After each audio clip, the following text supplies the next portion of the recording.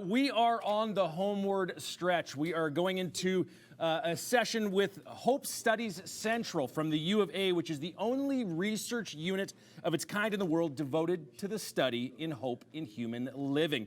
With us here via Zoom is today from the Hope Studies is Dr. Rebecca Hudson Breen, an assistant professor in counseling psychology, the Faculty of Education. We will turn the floor over to Dr. Rebecca Hudson Breen. Hello, everyone. Thank you so much for the invitation to be here with you today. I'm so pleased to be here to be joining you from Treaty 6 territory in Edmonton. I'm very grateful to live here and work and be raising my family in Amiskwaci, Waskahegan.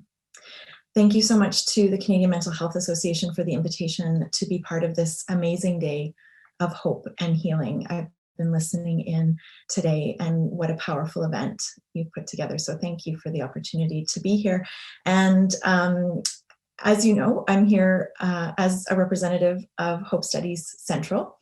And I'm very lucky to work with Dr. Denise Larson, who is the director of Hope Studies, and the community of Hope researchers that has been working together through the Hope Foundation and now Hope Studies Central over several decades. And this history, this rich history of research on the role of hope in counseling, education, child and youth development, and health is what I'll be drawing on today to share with you a bit about what hope is and can be, and how we can nurture hope together.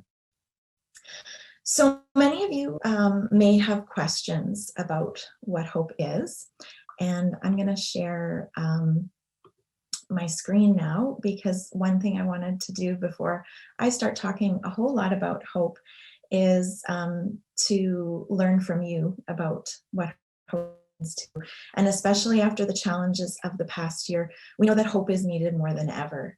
And especially for the Medicine Hat community that has been so touched by tragedy, hope may feel very difficult to connect to and to find sometimes, especially when losing loved ones and community members to suicide.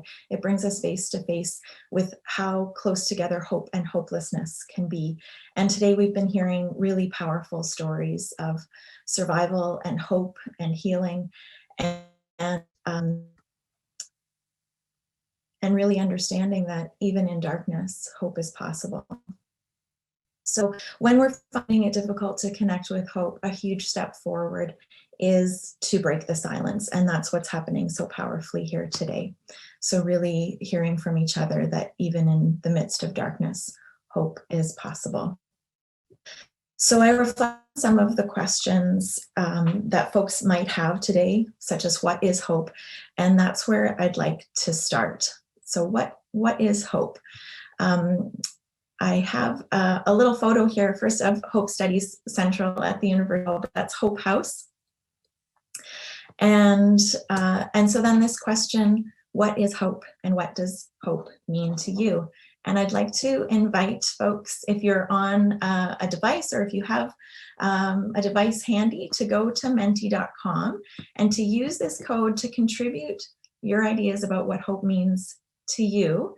And this will create a word cloud that will show us a little bit about what hope means to each of you today.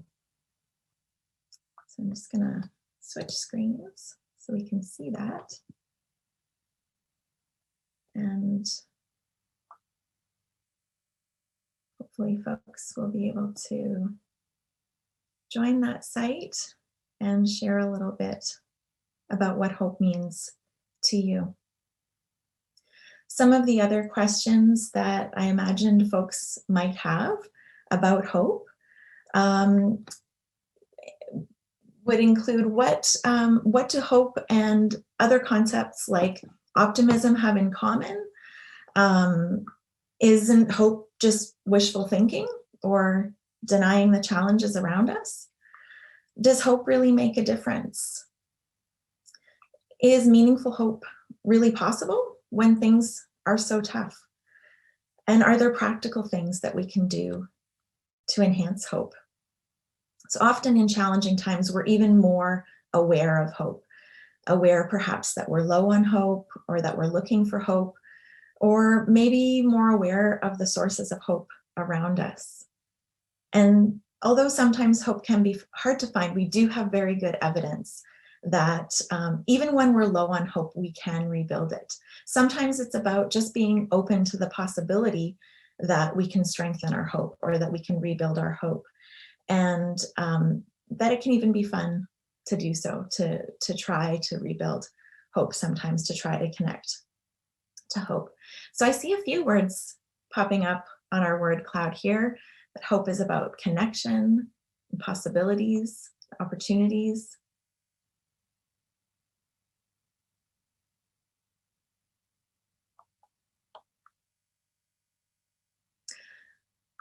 Rebellions, that's a great word. Hope can be a really radical act. To choose to hope in the face of difficulties, in the face of darkness, can absolutely be a rebellious act.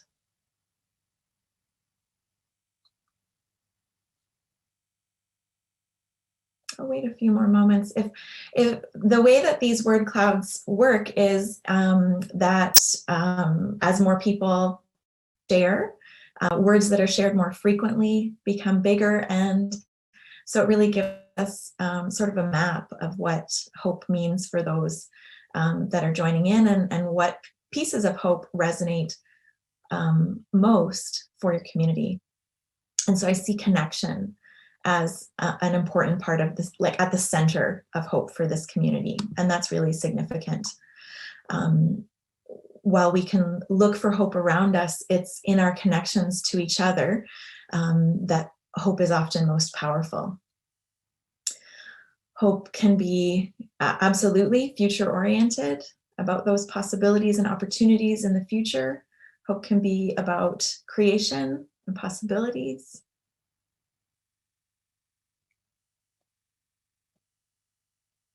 Often we hear also about the ways that we all have the capacity to hope. Sometimes we can lose touch with that, but essentially we all do have the ability to connect to hope. Often hope is seen as really essential to life, as a motivating force. And we'll touch on those ideas over our time together today. Sometimes hope and faith are very closely connected, and other times they're not.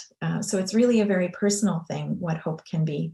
And sometimes when it's difficult to connect with hope, it can even be about hoping to connect with hope, just being open to the possibility that we can connect with hope. And that first step towards connecting with hope is really recognizing that our hope is challenged. And that, again, is why an event like today is so powerful, recognizing when hope is challenged and taking the step to connect, to work together to build hope as a community. And so I love that connection is in the center of this word cloud today. So I'm going to go back to my other slides here and go back to sharing here. So you will see some images that I'll share with you, and words and ideas as we continue on. But first, I thought I'd share a definition. Often we wonder, there's many definitions, academic definitions of hope. But a beautifully simple definition of hope that I really love is that of Rana Jevni and Wendy Eady, that hope is the ability to envision a future you wish to be part of. And although hope can look different at different times and in different contexts, this idea of being able to look forward into the future and see possibilities, even if the present is challenging, being okay enough in the present to look forward to a future that we want to be part of. Hope can look different in different languages as well, different cultural contexts, and hope has both individual and relational dimensions. Sometimes hope feels very joyful and energizing, and other times hope can feel really fragile and tenuous and difficult to hold on to.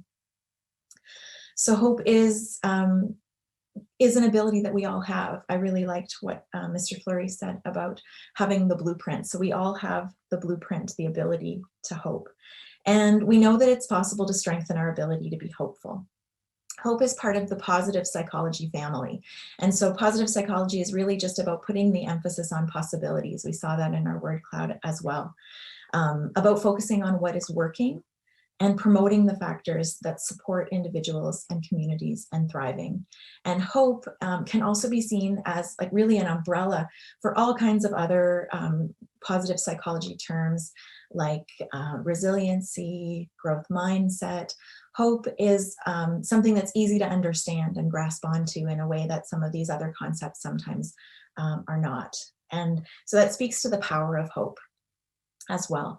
And so I just wanted to share a little bit about the rich history of research and really the strength of the research around hope that speaks to its power. So these are just a few examples of the research studies that have been conducted at Hope Studies over the years. We know that research really shows that hope is beneficial in pretty much every circumstance that it has been studied. Hope is correlated with health and well-being, and a strong predictor of positive outcomes for children, as well as enhanced well-being for adults. And the research at Hope Study Central has also showed us that there are many ways to nurture hope, both explicitly and implicitly. And I'll show some of you some of those techniques and ideas to you today. One of the research projects that we're doing right now is about adapting the Strengths, Hopes, and Resourcefulness program for school mental health. And this is a program that has wonderful research evidence in how we can support hope and strengthen well-being in folks struggling with chronic pain in the past, or it's been studied with folks with Parkinson's, and now we're using it to support school mental health and teacher well-being and student well-being. So these are some examples of the research evidence that we have and that we're still working on at Hope Studies as ways of implementing the hope research and continuing to learn more about how we can enhance hope in our communities. And another question that folks often have is, how does hope relate to other concepts? And I kind of touched on this already about how hope and resiliency are connected. But how does hope compare and contrast with things like wishing or goal setting or optimism? And I'll just invite you to do a little thought experiment as you're listening right now, and just complete these sentences. So a little language experiment, and notice the difference between using these terms in a sentence. So I wish. What do wishes usually sound like? What would be something that you might wish for? Versus I hope, or I will, which is more the language of goals. And just noticing the difference between wishing and hoping and goals. Hope can be that motivating quality that helps us to navigate around the obstacles and chart different possible pathways to reach our hoped for future. We can use hopeful language in this way. So we can tweak our language, in particular, the way that we even frame our hopes. Often we might hope for things not to turn out a certain way. And that really brings an image of that. Wendy Eady, who some of you might know, is another hope scholar here in Edmonton. And some of you may know her as the Hope Lady. She has a blog by that name. And she uses the example of, when we're planning a picnic or a family gathering outside, perhaps, and we're really looking forward to this day and hoping that it doesn't rain. Like, I hope it doesn't rain. And then we have this mental imagining of our picnic being rained out. We're thinking about the rain. We're thinking about, our outdoor gathering space covered in water. And instead, if we can just shift the way that we start to think about our hopes and use our hopeful language in a more positive way. So I hope for a sunny day, for example, and putting the emphasis on those hoped for future outcomes. Now, this can feel risky too. It can feel risky to hope sometimes. But as we saw in our word cloud, there's also an active rebellion in hoping for these things and voicing the future that we want to be part of. So this is an example of how hope relates to these other concepts. With optimism, I should say, there's generally more certainty with optimism. So what's important about hope is that there's this uncertainty, but we can keep moving forward despite the uncertainty. Folks may also wonder about how relevant hope is across cultures. And at Hope Studies, there's been a number of studies that tell us about how hope is relevant across cultures. We know that there are cultural and language differences in the meaning of hope across culture. And I think it's really fascinating to look at the different connotations of hope in different languages. So if you have, you're listening to me in English today, but if you speak other languages, I invite you to explore the connotations and meanings of hope in other traditional languages that you might be connected to. The Western conception of hope and the way that we talk about hope is primarily as an emotional state, whereas in Eastern understandings, hope is a more enduring, positive personal trait.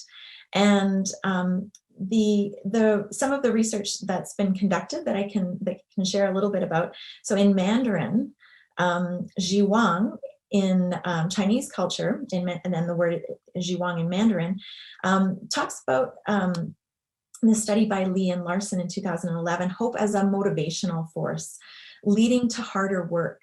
And there's also this quality of good character and goal focus. So it being being hopeful is really like a personality characteristic in that culture. In Portuguese, this study by Mattis, the idea of using more the adjectival sense of hope. So describing things as being hopeful, and there being also a quality of waiting in that there's an element of patience involved in hoping. Abby Charrington, who is a colleague from South Africa who's done research on hope in South African Indigenous communities, has looked at how hope is really a community experience and a collectivist experience, that hope is something we hold for the entire community, not just for oneself. And so looking at how hope is relevant across cultures opens up additional space for this intercultural learning and understanding how everyone's hope can be a little bit different. And these nuances create additional power, I think, in the way that hope holds meaning across cultures. So now that we've talked about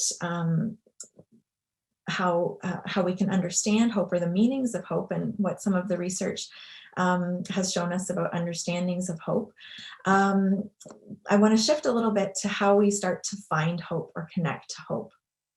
And in finding hope, we might ask ourselves, where is hope? Is it in the past? Is it in the present? Is it in the future? In our word cloud, we saw that hope is future focused, and in the definition of hope as well, it's very future focused. So we can use that idea of hope as being directed towards the future to help us look around in the present and find examples of hope. We know that having a past positive orientation, being able to look into the past and find hopeful memories, can support high hope in the present. And so thinking back to times in the past where we felt very hopeful allows us to tap into that feeling and carry those feelings of hope into the present. Or even identifying times in the past where things went better than expected.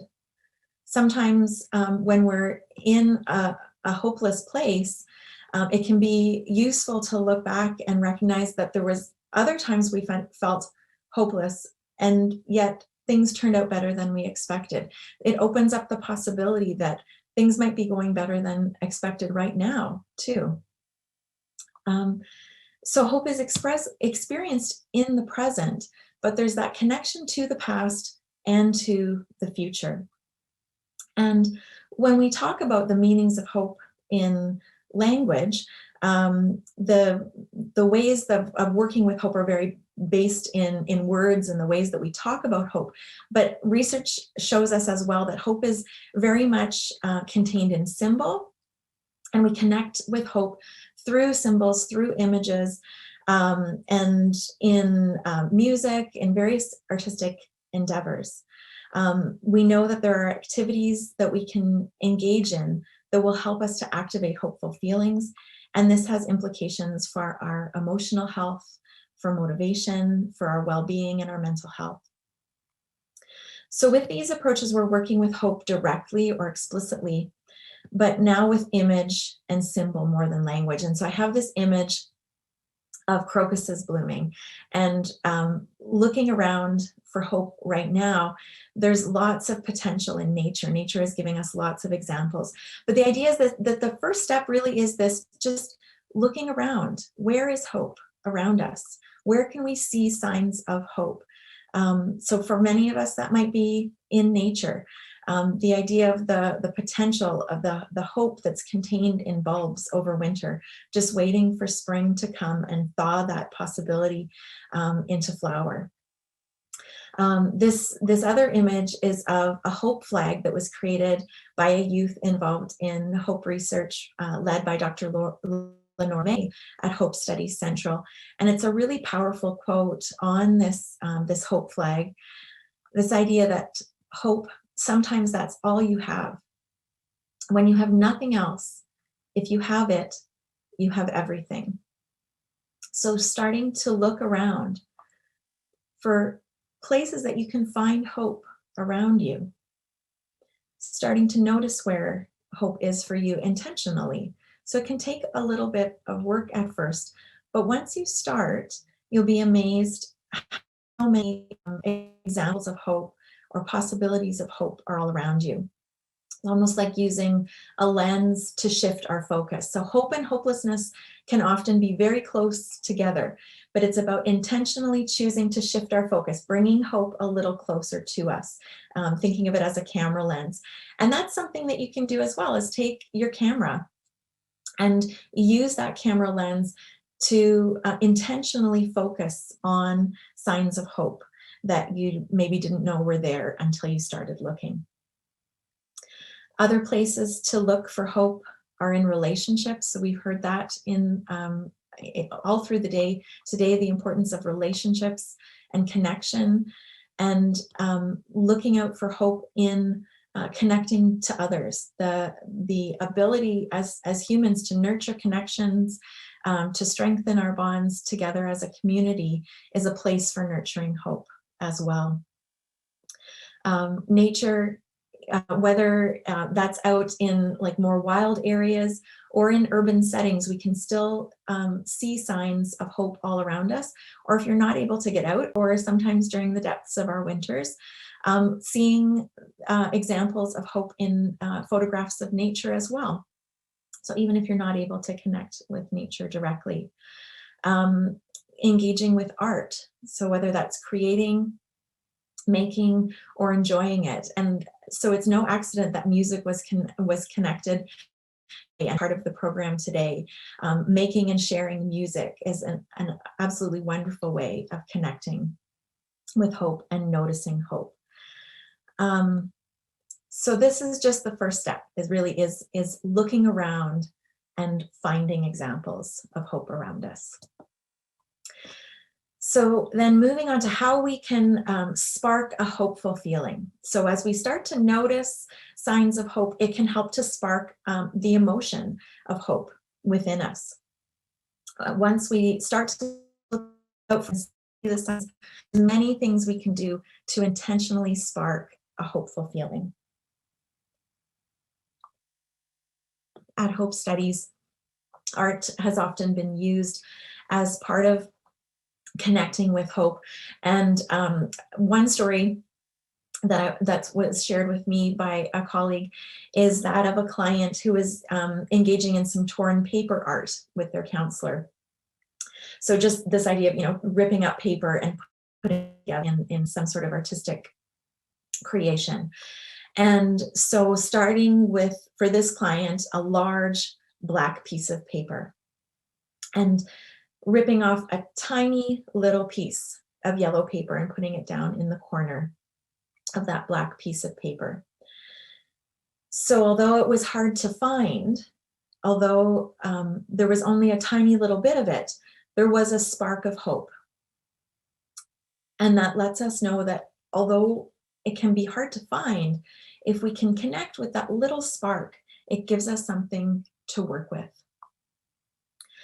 Some of the ways that we work with sparking hope, and particularly these are things that we've been talking about with teachers, but have been used with children and adults over many years at Hope Studies. One example would be to take a hope walk. So there's something about moving around as well that helps us to move through emotions sometimes, and when we're looking out for hope at the same time. So you could do this even right now. Just look around, like stand up, and walk around wherever you are. If you want to keep going and walk outside, go for it. If you feel like that would be beneficial for you right now and sparking some hope. Or you can save this for later and come back to it, this idea of going on a hope walk. I do this with my own kids sometimes, and I ask them about signs of hope that they see around them. We were out walking our dog and the two dogs that my kids walk for neighbors, and I was asking them about signs of hope that they saw around them. And it's really interesting because they both named trees as being things that sparked hope for them, but for very different reasons. My son talked about how the trees are part of creating fresh air and cleaning our air, and my daughter talked about the beauty of the trees and in our neighborhood. And for me, there's something about trees and connecting to trees in nature, the idea of those roots growing deep into the earth and how trees can weather the storms through bending but not breaking, sparks hope for me. And so just an example of how when we kind of start to look into the symbolism, we can spark that hopeful feeling. And so taking a hope walk, I invite you to look out for 5 or 10 even signs of hope that could spark that hopeful feeling for you. Another way that we can spark hope is to connect with memories through photographs. And this could be photos on your phone, or it could be looking through an album from the time when we used to print more photos. But it matters how we look at and think about the past, and connecting back with memories through photographs and intentionally nurturing a hopeful feeling about them can really help us to relate to our memories and our surroundings, our present surroundings, in a way that makes them feel hopeful. So connecting with photos that represent hope to you, images that represent hope, and connecting with that hopeful emotion contained in those images. We can also do this with photographs that aren't our own. Through the pandemic, we've seen hopeful images, photographs of hopeful images that people have shared with each other, or ways that folks have shared hopes with their community. There are also many examples in poetry. Poetry can be really evocative in sparking hope. On our Sharp SMH website, we have a hope quote generator as well. So hearing the ways that others have used hope in poetry, in language, can help to spark hope for us as well. And one of my favorite examples came from a teacher that we're working with on the Sharp SMH project now, Mrs. Amy Badger, has her students do a wonderful homework assignment where they have to go out and choose songs that represent hope and spark hope for them. And this often sparks hopeful conversations in their families as students go home and ask their parents about songs that spark hope. And of course, it doesn't feel like homework to her students. They kind of joke with her, like, you give the best homework, Mrs. Badger. But hearing these stories can also really, spark hope for teachers then as well, about how students take on that homework and go home and talk to their parents about music. But the idea being then the songs that students bring back create a hopeful soundtrack for the class. And this is something that we can all do for ourselves as well. Maybe it's one particular song that can spark hope for you. Maybe you can create a hopeful playlist with friends.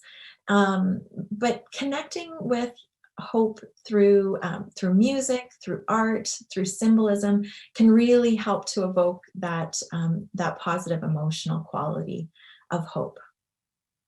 So those are a few examples, and I think it's worthwhile noting that these ideas are something that's accessible both for children and for adults. It's something that we can do together and talk about together as ways of nurturing hope together. And it encourages some reflection on our past. And so it's that idea of connecting past, present, and future in the ways that we're thinking about hope and choosing to move forward with hope in our lives. So there's that clear intention to hone our hope, to focus our hope forward towards a hopeful direction. And so intentionally looking for hope and sparking hope in these ways. Research also really highlights the connection between hope and strengths. And identifying our strengths and our resources is another way of connecting with hope. And that's what the SHARP stands for: strengths, hopes, and resourcefulness. So I invite you, as an example, to think of a time that you did something that you felt good about. Maybe a time that you were at your best. And just kind of reflect for a moment and tell yourself that story, a little bit about that time that you did something that you felt good about, or you felt you were at your best. You maybe accomplished something.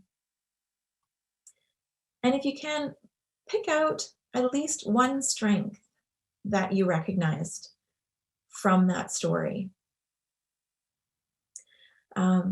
A story that was shared with me by one of my clients many years ago now, but it's one I think that highlights how we can find hope in unlikely places.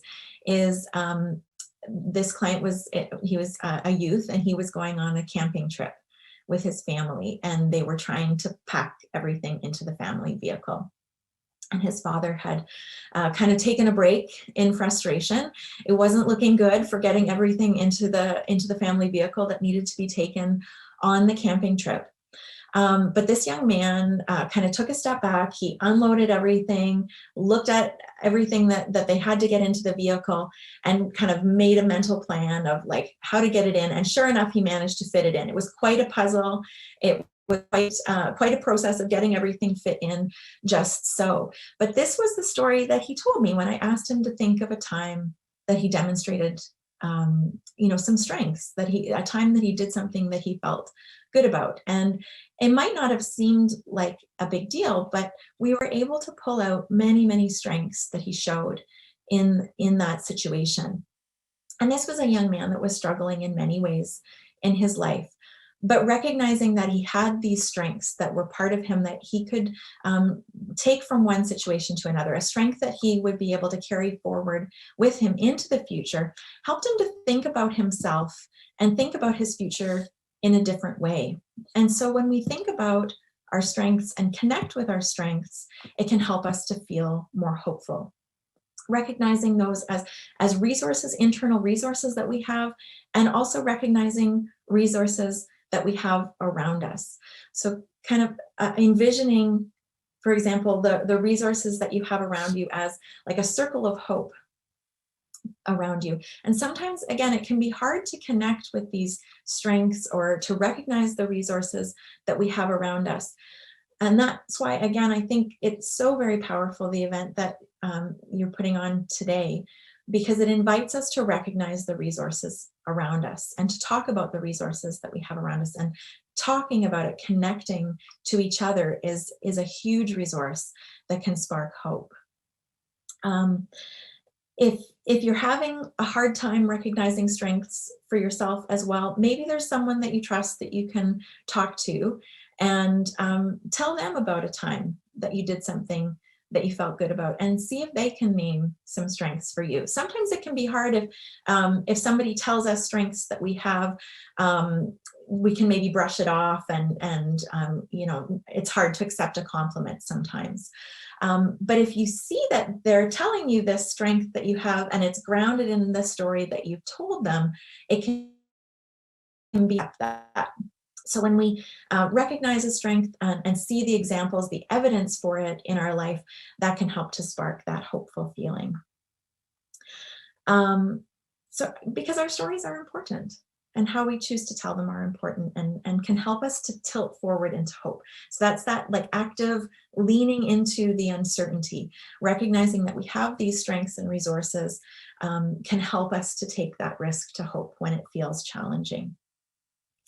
I come to hope research from a career counseling background. So I think that it's really significant, this connection between hope's strengths and resources as well, because it can help us in moving forward in the face of uncertainty and precarity in our work lives as well. So again, the challenges over the past year have really highlighted the uncertainty, and when we can kind of connect with our hopes, our strengths, our resources, it shores up that emotional energy for us. It can help us to move forward in a hopeful way despite the uncertainty around us. And so I invite you to play with that a little bit if it feels like something that would be accessible to you, to think about ways that you can connect with your hopes and strengths. Another thing that we can do that is really important is sharing hope. And I have this image of the hopeful flag again, because sharing these images of what hope means to us, or sharing examples and highlighting hope in our communities in visual ways, can be extremely powerful. So hope can be contagious. Keeping one foot in hope can take some work, but we know that hope is out there if we look for it.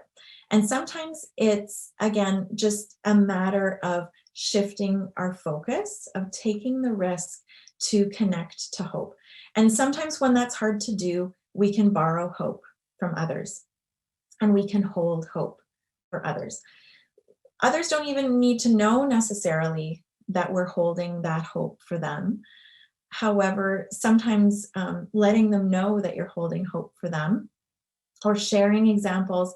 These chalk art examples are really lovely. I think I've seen this around my neighborhood, and I've seen pictures of it over the course of the pandemic, of ways of connecting with each other despite the disconnection that the pandemic has brought.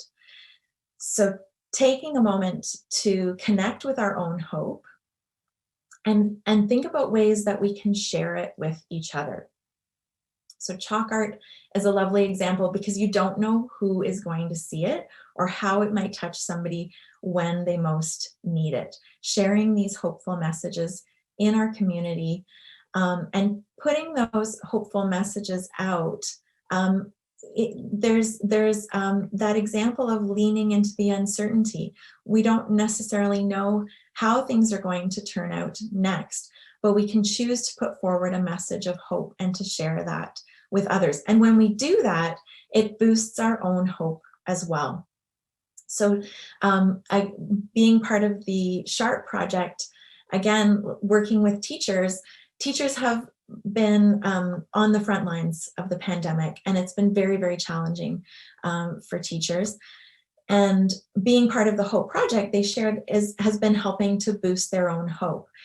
It's led them to look out for hope in their lives and in their schools.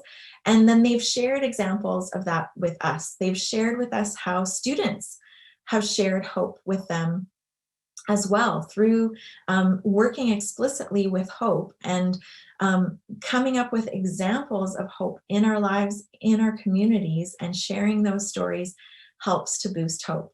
So like the example of connecting with our stories of strengths. If there's someone in your life that you feel like you could connect to share stories of strength, I would I would invite you to do that, because you can do that for each other. And in sharing that, those ideas about strengths with each other, you are boosting hope for that other person, but also we get a boost in hope for ourselves. So when we share our hope with others, it really can help to boost our own hope. So that intentional leaning into hope, that intention of sharing hopeful messages, of the hope that you shared in joining into today's event. So there's that intentional joining in, of connecting in relationship and sharing hope with each other. So listening to the stories of survivors today, I felt more hopeful. And I imagine that those that were sharing their stories also feel hope. I heard that in the stories actually as well, like that in being able to share hope with others, it boosts our hope. So if it's available to you, if you have opportunities to share hope, whether it's through language directly, through images, through symbolism, through anonymous chalk art in your neighborhood. Another way that this is described is as hope graffiti. Dr. Larson calls this hope graffiti. And it's a really nice way of putting out those hopeful messages and sharing it with others. And leaving that hope there for others to borrow. So when it's challenging to connect with our own hope, this idea of borrowing hope can be really powerful. So recognizing that someone is holding hope for me can feel extremely powerful. Hearing that someone else has hope for you, even when you're challenged to connect with your own hope, opens up that possibility that hope is there, that hope can be connected with in the future. And it's this idea of, even if hope is hard to connect with right now, I can hope for the ability to hope in the future. I'm willing to hope for hope. So sharing hope shares that possibility of hope with others as well. I wanted to share also some additional resources that folks might find helpful in connecting with hope. So this book, Finding Hope, is a really beautiful little book by Rana Jevney and James Miller. It's very affordable. The Hope Foundation or Hope Study Central is not profiting from this in any way, but you'll hear many of the ideas that I talked about today expanded on, and additional ideas in this book about finding hope. But it's this idea of connecting to the possibility of hope. So you'll see in their stories of hope, ideas about connecting through hope, through thinking, feeling, acting, and relating. That's another definition of hope. And that's one I would leave with you as well, that Stevenson's definition, another academic definition of hope. But this idea that we can connect with hope in various ways. So thinking, acting, feeling, and relating. So we can think in hopeful ways. So I talked about how we can frame our language, tweak our language to speak in hopeful ways. We can act in hopeful ways. We can act as if. Another languaging piece is the power of yet. So when we're experiencing challenges in life, just adding yet to the end of that sentence can really shift the energy around that. So for example, I can't do something, or I don't have hope yet. So I don't have hope yet. Still, there's that tilting forward into the possibility of hope. So thinking, acting, feeling, sparking hope, connecting with ways of engaging that emotion of hope. Relating, hope again is found through relationships. I'm reminded of a quote from Elie Wiesel, who is a Holocaust survivor, an author, philosopher, who I'm paraphrasing here, but describes how just as hope, despair comes from humans, so too does hope come from other humans. And connecting with each other, breaking the silence, and being in relationship with each other is an enormous source of hope, and that feeling of hopeful energy that comes when we connect with each other. So the Finding Hope book is a lovely resource. On the Hope Studies Central website, you will see there is a Hope literature database if you're interested in learning more about the Hope research. And the other website that might be of interest to folks is the SHARP SMH website. That's our Strengths, Hopes, and Resourcefulness program for school mental health. And on that website as well, you'll find examples for educational contexts, but examples of activities that you can use to connect with hope. So these might be interesting to families or educators that are listening. And they're organized around that framework of connecting with hope, of thinking about hope, using our language to talk and communicate with each other in hopeful ways. Of recognizing our resources and our strengths as ways of boosting our hope.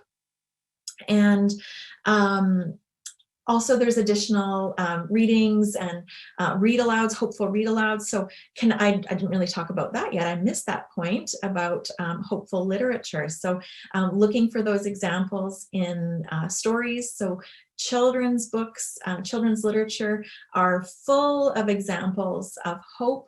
One of my favorite recently is the Grateful book. And Dr. Larson talks about this idea of hope, gratitude as like backwards looking hope. So when we can feel grateful about things, it's another way of connecting with hope, of recognizing the hope that exists in our life in the things that we are grateful for. So those resources are available on the SHARP SMH website as well. And I wanted to leave time for questions as well. Like I know people may be posting questions or have ideas or thoughts that they'd like to discuss more. So I'm going to stop sharing my screen now and I'll check in with our hosts to see if there are any questions. And I just want to thank you again for the opportunity to be part of today. It's been an absolute honor to be invited to talk about hope, to share some of the work from Hope Studies Central, and to be a part of the hope that's been shared over the day today as well. So thank you.